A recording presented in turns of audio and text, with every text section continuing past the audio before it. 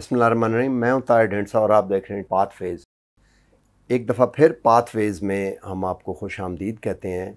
जिस स्टेज पे पाकिस्तान अब पहुंच गया है और ग्लोबली जहां पे पाकिस्तान अब एंकर हो रहा है, वहां पे एक दफ़ा फिर अब और ज़रूरी हो गया है कि यहाँ से आगे फ्यूचर की पाथवेज़ हम जो है क्लियरली डिफ़ाइन कर सकें कि यहाँ से कहाँ जाना है।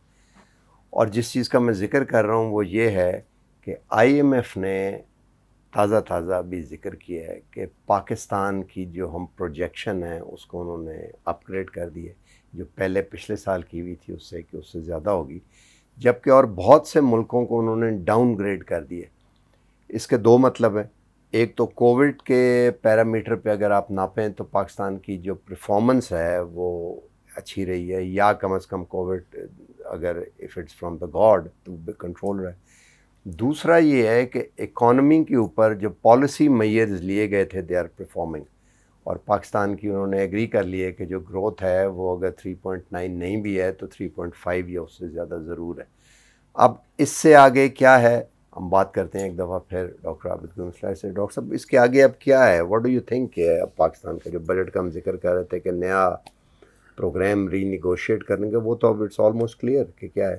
देखिए तार, पहली चीज़ तो ये है कि हम इस प्रोग्राम में भी जिक्र बारहा किया हमने, और मैंने इस पे लिखा भी कि पिछले मई में जब नेशनल अकाउंट्स कमेटी ने अपने नंबर्स दिए थे और उस पर बहुत से लोग जो थे शुकूक व शुबात का इजहार कर रहे थे IMF के नंबर्स को कोट करते हुए या वर्ल्ड बैंक के, तो एक तो वो चीज़ अब क्लियर होगी कि IMF ने एंडोर्स कर लिया कि जो पाकिस्तान की ग्रोथ थी पिछले माली साल की वो वाक़तन 3.9% ही थी। और ये इस तनाज़र में बहुत अहम है कि पाकिस्तान के लिए ये ग्रोथ जो थी 1.5 से 3.9 पे बढ़ाई गई है, जबकि इंडिया को अगर आप देखें तो इंडिया का फॉर एग्जांपल 3% ग्रोथ जो है नेगेटिव कर दी, वो नेगेटिव कर दी गई है। और बहुत से ममालिक, ब्राज़ील जो है, ब्राज़ील में 1.6% के करीब ग्रोथ जो है वो बढ़ी है IMF के पिछली फोरकास्ट के मुकाबले में। तो ये पाकिस्तान के जो इकनॉमिक पॉलिसी मेकर्स हैं उनके लिए एक पैट ऑफ एप्रिसिएशन यकीनन जानी चाहिए। हाँ, काम किया कि काम हुआ और वो नज़र आया और वो रिकग्नाइज हो रहा है। अब गोइंग फॉरवर्ड उसमें दो तीन चीज़ें हैं जो मैटर करती हैं। पहली चीज़ जो मैटर करती है इसमें वो कोविड का फैलाव है, कि कोविड की जो फोर्थ वेव है, इंडियन वेरिएंट या डेल्टा वेरिएंट, हम अपने समाजी रवैयों से, हम वैक्सीनेशन को फ़रोग से किस तरीके से उसको कंटेन करने में कामयाब होते हैं या नहीं होते खुदा न खास्ता, और अगर नहीं होते तो फिर उसका इकॉनमी पे किस तरीके से असर पड़ेगा। तो इस वक्त जो अगर मुझे कोई एक चीज़ पूछी जाए कि जी गोइंग फॉरवर्ड कौन सी चीज़ है जो कि बड़ी पाइवटल है पाकिस्तान के इकनॉमिक परफॉर्मेंस में इन ईयर 21-22, तो पहली चीज़ तो जो है वो कोविड है कि कोविड के फैलाव को हम कैसे कंटेन कर सकते हैं और वैक्सीनेशन को हम कितना तेज़ी के साथ बेहतर कर सकते हैं। डोर टू डोर वैक्सीनेशन का सिलसिला भी अब शुरू होने वाला है। जिसमें दूसरा बड़ा इंपॉर्टेंट फैक्टर है वो फैक्टर है आपकी अफ़गानिस्तान के साथ विड्रॉल के बाद सिचुएशन। वो आपका पाकिस्तान जो है इस सारे कनंड्रम में किस तरीके से फिट होता है वो डिफ़ाइन करेगा। फाटफ पे हम किस तरीके से हमें एवेल्यूएट किया जाता है, क्योंकि फाटफ अब तो बहुत क्लियर हो चुका कि ये पॉलिटिकल टूल है। अगर आप इंडियन फॉरेन मिनिस्टर जो थे उनकी स्टेटमेंट को सुन लें, जिसमें उन्होंने जो प्राइम मिनिस्टर मोदी है उसको अप्रिशिएट किया कि उनकी कोशिशों को जी पाकिस्तान को ग्रे लिस्ट में रखा गया उनकी कोशिशों से, तो विच मीन्स कि देयर इज़ एन एडमिशन के फाटफ जो है वो सिर्फ टेक्निकल बॉडी नहीं, वो एक उसका पॉलिटिकल बॉडी भी है। तो पाकिस्तान अफ़गानिस्तान पोस्ट विड्रॉल अफ़गानिस्तान में किस तरीके से पाकिस्तान जो है वो उसकी ज़रूरत पेश आती है, ये फाटफ पे हमारा जो है ग्रेजुएशन उसको डिफ़ाइन करेगा। ये IMF के साथ जो अगले नेगोशिएशन होंगे उसको डिफ़ाइन करेगा। अमेरिका के 16% के करीब शेयर्स हैं IMF में, और अगर आपको कोई वेवर चाहिए एग्जेक्टिव बोर्ड से तो उसके लिए 85% वोट शेयर होल्डर्स के एग्री करना ज़रूरी है। विच मीन कि America by virtue of its shares, अगर एक अकेला अमेरिका नहीं मानता तो वो बड़ा मुश्किल हो जाता, वेवर नहीं मिलता क्योंकि वीटो हो जाता है। 85% पूरा नहीं होता ना, 16% निकल जाते हैं तो 84% जो है वो आपको वेवर नहीं दे सकते। तो ये चीज़ें जो है ये अफ़गानिस्तान पोस्ट अफ़गानिस्तान विड्रॉल ये इम्पोर्टेंट होगा। तीसरी चीज़ जो बड़ी इम्पोर्टेंट है वो सीपेक और चाइना के साथ जो रीएडजस्टमेंट है पाकिस्तान उससे कितना फ़ायदा उठा सकता है। तो इंफ्रास्ट्रक्चर तो बन गया, अब उस इंफ्रास्ट्रक्चर से जो है समर लेने का वक्त है और समर लेने के लिए जाहिर है कि आगे बढ़ना। तो ये 3-4 चीज़ें जो है, और चौथी और इम्पोर्टेंट चीज़ जो हमें इसमें देखनी है वो क्लाइमेट चेंज है। तो जिक्र भी किया उन्होंने। हाँ, और वो पाकिस्तान के लिए इसलिए इम्पोर्टेंट है कि अगर हम पिछले साल की ग्रोथ को देखते हैं तो उसमें एग्रीकल्चर एक मेजर कंट्रीब्यूटर के तौर पे सामने आई, और कपास के अलावा जो बाकी फसलें, और वो इसलिए मेजर कंट्रीब्यूटर बनी कि पिछले साल मौसम थोड़ा सा साजगार था। और इस साल हमें देखना है कि इस साल जो है वो मौसम किस तरीके से हमारी फसलों के लिए, हमारे मवेशियों के लिए साजगार होगा या खुदा खासा नासाजगार होगा। तो ये 3-4 चीज़ें हैं जो कि अब गोइंग फॉरवर्ड। या आपने सीपेक और फैटफ का और अमेरिका का जिक्र किया, तो ये दोनों तो म्यूचुअली एक्सक्लूसिव नहीं है। What is? देखिए, अब पाकिस्तान के लिए ये म्यूचुअली एक्सक्लूसिव नहीं है। पाकिस्तान को चाइना को हमसाया मुल्क के तौर पे डील करना है, अमेरिका को एक ग्लोबल हमसाये के तौर पे डील करना है। और पाकिस्तान की हमेशा से ख्वाहिश रही है कि पाकिस्तान इधर आर के चक्कर में ना पड़े, अपने ताल्लुकात बैलेंस रखे। और पाकिस्तान इंशाल्लाह अगर अपने ताल्लुकात बैलेंस रखने में कामयाब होता है तो चाइना के साथ हमारा जो एक कमर्शियल रिलेशंस हैं, जियो स्ट्रेटेजिक रिलेशंस हैं, प्योरली स्ट्रेटेजिक रिलेशंस हैं, वो अपनी जगह पे, अमेरिका के साथ जो आपके रिलेशंस हैं वो अपनी जगह पे, और हम कम से कम इस वक्त इस स्टेज पे नहीं है कि हम जो है वो अपना जो नॉन अलाइंड स्टेटस था उसको चेंज करके और किसी एक ताकत के साथ एलाय बन के रह जाए। पाकिस्तान माजी में ऐसा कर चुका है और उसका खमियाजा उसको भुगतना पड़ा।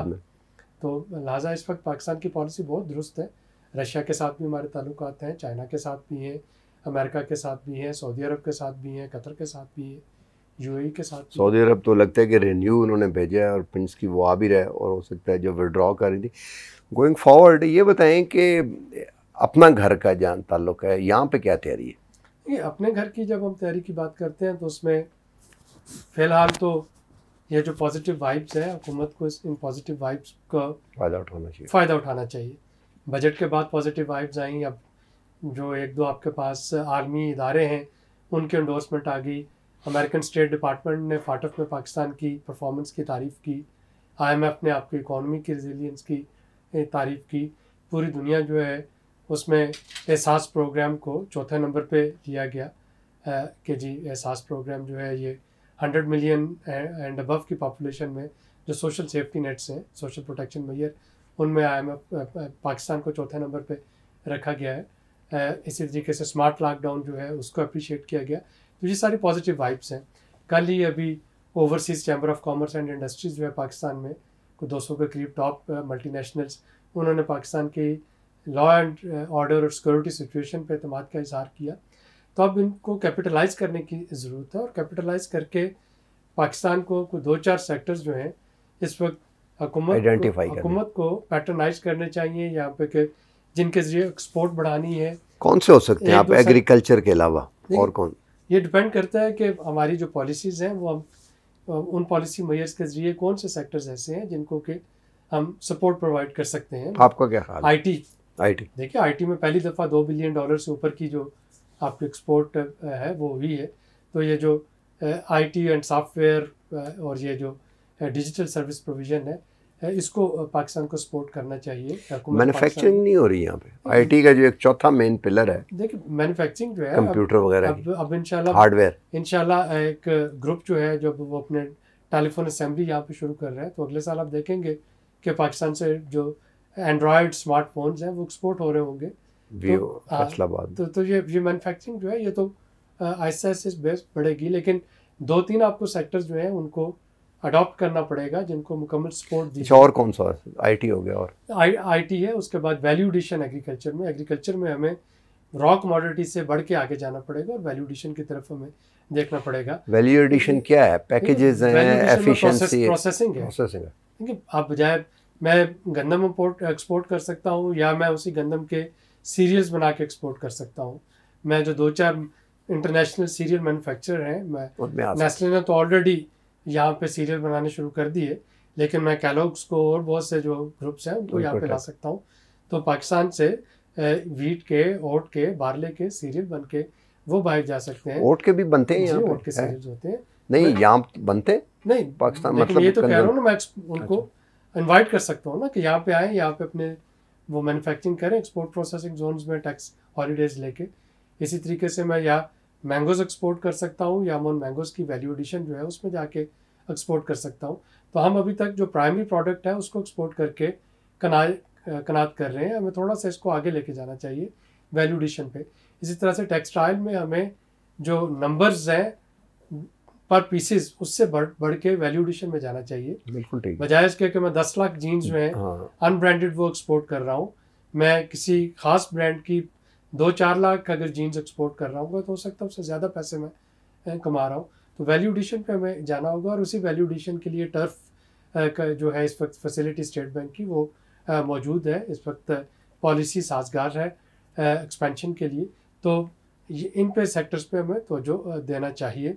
इसी तरीके से जब हम बात करते हैं आगे बढ़ने की तो 1-2 सेक्टर हमें लेना पड़ेगा जिसमें हम इंपोर्ट सब्स्टिट्यूट कर सकें कि कौन कौन से ऐसे सेक्टर्स हैं जिन पे अगर तवज्जो दी जाए तो आप उसमें इंपोर्ट करने से बिल्कुल ठीक है। ख़त्म करने से पहले आखिरी चीज़ मैं एक ही कह दूंगा कि IMF वालों ने क्लाइमेट, एक तो उन्होंने मॉनेटरी पॉलिसी का भी किया है लेकिन उसका तो हम जिक्र बेशक ना भी करें, वो तो अंडरस्टूड है। पहले भी हमने कहा था कि यहाँ पे इम्कान है कि यहीं पे रहे, तो इवन बैलेंस आउट है। क्लाइमेट चेंज का उन्होंने जिक्र किया है कि उसके बारे में क्विक आपका क्या? पूरी दुनिया में क्लाइमेट चेंज जो है ये पेंडेमिक से बड़ा थ्रेट बन के सामने आ रहा है। ये वाला जो समर है स्पेशली 2021 का, ये अनयूजुअल समर है पूरी दुनिया में। आप बेल्जियम, हॉलैंड, जर्मनी से शुरू करें, पाकिस्तान में देख लें, रशिया में देख लें, चाइना में देख लें, कहीं पे हीट वेव चल रही है, कहीं पे सैलाब आ रहे हैं, कहीं पे जंगलों में आग लग रही है हीट से। कनाडा जैसे मुल्क में टेम्परेचर जो है वो 49.5 डिग्री सेंटीग्रेड को टच कर गया है। तो ये सारी अनयूजुअल समर है और ये क्लाइमेट चेंज की मैनिफेस्टेशन है, उसकी रिफ्लेक्शन है। कहा यह जाता है कि जी कुदरती आफात को होने से आप नहीं रोक सकते, लेकिन उन कुदरती आफात को ह्यूमन डिजास्टर बनने से रोका जा सकता है। बिल्कुल। और वो राइट सेट ऑफ पॉलिसीज़ और प्रैक्टिसेस से होता है। और ये एक टाइम है, IMF ने भी इस पर बताया, बाकी भी सारे अदारे, आलमी अदारे इस पर बार बार तवज्जो दिला रहे हैं कि जिस तेज़ी से हम जिस तंदही से हमने कोविड से बचने की कोशिश की, क्लाइमेट से भी उसी से हमें क्लाइमेट चेंज से का भी मुकाबला निगोशिएट करने का। आप समझते हैं कि पाकिस्तान अगर इस पे करे तो कुछ लीवे मिल सकता है? पाकिस्तान ऑलरेडी फॉरेस्टेशन पे तो काफ़ी काम कर चुका है और कर रहा है, इसको करते रहना चाहिए। अब पाकिस्तान को जो इनोवेटिव टूल्स हैं, डेट स्वैप फॉर नेचर है, उसकी तरफ हमें जाना होगा। पाकिस्तान को ग्रीन फाइनेंसिंग में कौन कौन से प्रोजेक्ट्स आ सकते हैं उनको देखना होगा। और पाकिस्तान को अपना जो आगे ग्रोथ का फुटप्रिंट है वो क्लीन और ग्रीन एनर्जी के साथ लेके आना होगा। बिल्कुल ठीक है। जो कि प्राइम मिनिस्टर की कमिटमेंट है कि 2030 तक 60% हमारी एनर्जी जो है वो क्लीन एनर्जी होगी, रिन्यूएबल में से आनी शुरू। ये आखिरी चीज़ मैं जस्ट क्लैरिटी के लिए पूछ रहा हूँ, ये जो आपने अभी नेचर के लिए स्वैप का जिक्र किया, ये वो एक कार्बन क्रेडिट वगैरह की तर्ज पे नहीं, इसमें ये होता है कि बहुत से ममालिक हैं वो आपका लोन जो है वो राइट ऑफ कर देते हैं, बशर्त ये कि आप उसी लोन के उन्हीं पैसों के बदले में एनवायरनमेंट फ्रेंडली कुछ चीज़ें जो है वो कर रहे हैं। तो वो फ्री नेगोशिएट करना पड़ता है। आप कहते हैं हम दरख्त लगाएंगे, आप कहते हैं हम ग्रीन जॉब्स देंगे, आप कहते हैं हम ग्रीन टूरिज्म लेके आएंगे, जो भी, तो वो जो लैंडर्स होते हैं वो स्वैप कर लेते हैं अपना डेट उन चीज़ों के बदले में जो कि आप करना चाहते हैं। बिल्कुल ठीक है, थैंक यू वेरी मच। आज तक के लिए काफ़ी एविडेंट था, इसलिए मैं आखिर पे इसको सम अप नहीं करता, और आप शुरू में हमने इसका जिक्र कर दिया। आज तक के लिए इतना ही। देखते रहिए पाथ फेज। अल्लाह हाफ़िज़।